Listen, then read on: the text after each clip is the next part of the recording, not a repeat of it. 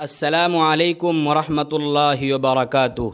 ناظرین، استقبال ہے آپ کا ہمارے یوٹیوب چینل الخیر جنرل نالج میں۔ آئیے آج بات کریں گے لو جہاد کے حوالے سے۔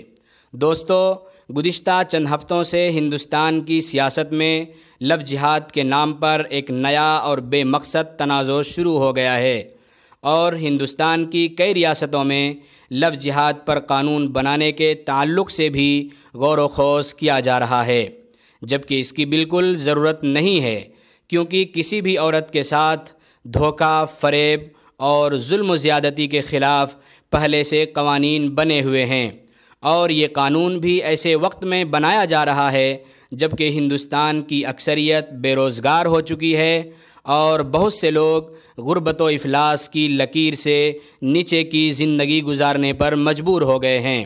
لوگوں کی اچھی خاصی معیشت کرونا وائرس کی وجہ سے تباہ و برباد ہو چکی ہے۔ ایسے وقت میں ضرورت اس بات کی تھی کہ لوگوں کی خوشحالی اور کمزور معیشت کو مضبوط اور تیز تر بنانے کی فکر کی جاتی، لیکن ایسے وقت میں اس قانون کا بنانا کسی بھی سنجیدہ اور سمجھدار آدمی کی سمجھ سے بالاتر ہے۔ لہٰذا لوگ اس بات کو سوچنے پر مجبور ہو گئے ہیں کہ آخر ایسے نازک اور مشکل حالات میں اس قانون کو بنانے کی ضرورت کیا ہے،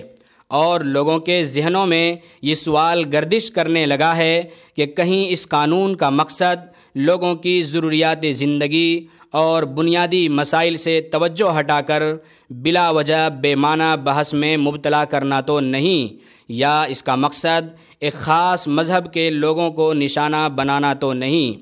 تاکہ عوام برسر اقتدار لوگوں سے روٹی اور روزگار کی بات نہ کر سکے، بلکہ مذہبی نفرت اور تعصب میں مبتلا ہو کر اپنے حق اور حقوق کی باتیں بھول جائیں۔ ناظرین،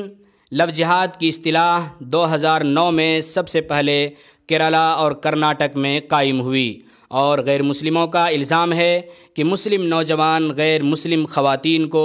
اپنی محبت میں گرفتار کر کے ان کا مذہب تبدیل کرا دیتے ہیں، اور یہی لو جہاد ہے، جبکہ اس معنی کے لحاظ سے مرکزی وزارت داخلہ نے اس بات کی وضاحت کر دی ہے کہ موجودہ قوانین میں کہیں بھی لو جہاد کی تعریف متعین نہیں کی گئی ہے، اور نہ ہی کوئی کیس ثابت ہوا ہے۔ نیز جہاد ایک مقدس مذہبی اصطلاح اور شر و فساد کے خلاف تعمیری عمل کا نام ہے۔ اس کو مرد و عورت کی باہمی شادی اور پیار و محبت سے جوڑ کر دیکھنا بالکل ظلم اور ناانصافی ہے۔